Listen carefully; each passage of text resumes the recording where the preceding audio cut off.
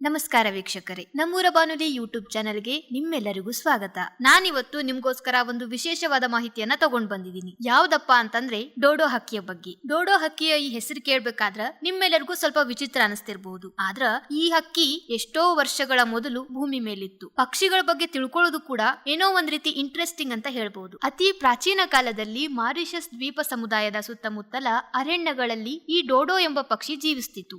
ಹೊರನೋಟಕ್ಕೆ Turkish ಬಾತುಕೋಳಿಯ ಗಾತ್ರದಲ್ಲಿದ್ದ ಈ ಪಕ್ಷಿಗೆ ದಪ್ಪನಾದ ಕೊಕ್ಕು, ಕುಳ್ಳಗಿನ ದಪ್ಪಗಿನ ಹಳದಿ ಬಣ್ಣದ ಪಾದಗಳು ಇದ್ದವು. ಅಂಡ್ ಈ ಪಕ್ಷಿ ಹಾರ್ತಾ ಇರಲಿಲ್ಲ. ಹಿಂದೂ ಮಹಾಸಾಗರದ ದ್ವೀಪವಾದ ಮಾರಿಷಸ್ನ ಈ ಸ್ಥಳೀಯ ಪಕ್ಷಿಯು ಪಾರಿವಾಳಗಳು ಅಥವಾ ಸಣ್ಣ ಪಾರಿವಾಳಗಳು ಅಂದ್ರೆ ಡವ್ಗಳ ಜಾತಿಗೆ ಸೇರಿದ ಸುಮಾರು 1 ಮೀಟರ್ ಎತ್ತರವಿದ್ದು 20 ಕಿಲೋಗ್ರಾಂ ಅಷ್ಟು ತೂಕವನ್ನ ಹೊಂದಿರ್ತಿತ್ತು. ಹಣ್ಣುಗಳನ್ನ ಆಹಾರವಾಗಿ ಸೇವಿಸುವ ಮತ್ತು ನೆಲದ ಮೇಲೆ ಗೂಡು ಕಟ್ಟುವ ವಿಶೇಷ ಜಾತಿಯ ಪಕ್ಷಿ ಇದಾಗಿತ್ತು.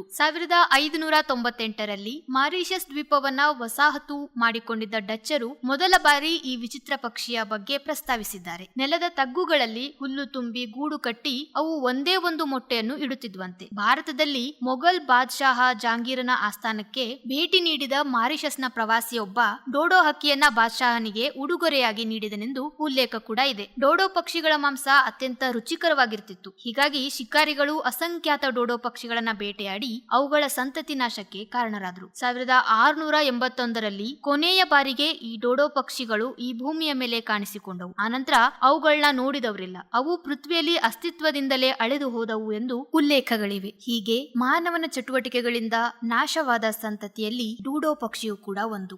ಇದಾಗಿತ್ತು ಇವತ್ತಿನ ವಿಶೇಷ ಮಾಹಿತಿ. ಈ ಪಕ್ಷಿಯ ಕುರಿತಾಗಿ ನಿಮಗೇನಾದ್ರೂ ಎಕ್ಸ್ಟ್ರಾ ಮಾಹಿತಿ ಗೊತ್ತಿತ್ತು ಅಂತಂದ್ರ ಅದನ್ನ ಕಮೆಂಟ್ ಮೂಲಕ ನಮ್ಮೊಂದಿಗೆ ಹಂಚಿಕೊಳ್ಳ್ರಿ. ಅಂಡ್ ಈ ಪಕ್ಷಿಯ ಕುರಿತಾದಂತ ಈ ವಿಡಿಯೋವನ್ನ ನಿಮ್ಮೆಲ್ಲ ಸ್ನೇಹಿತರೊಂದಿಗೆ ಹಾಗೂ ಕುಟುಂಬದ ಸದಸ್ಯರೊಂದಿಗೆ ಶೇರ್ ಮಾಡ್ಕೊಳ್ರಿ. ಮತ್ತೊಂದು ಹೊಸ ವಿಡಿಯೋದೊಂದಿಗೆ ನಿಮ್ಮ ಮುಂದೆ ಬರ್ತೀನಿ. ಅಲ್ಲಿವರೆಗೂ ನಮಸ್ಕಾರ.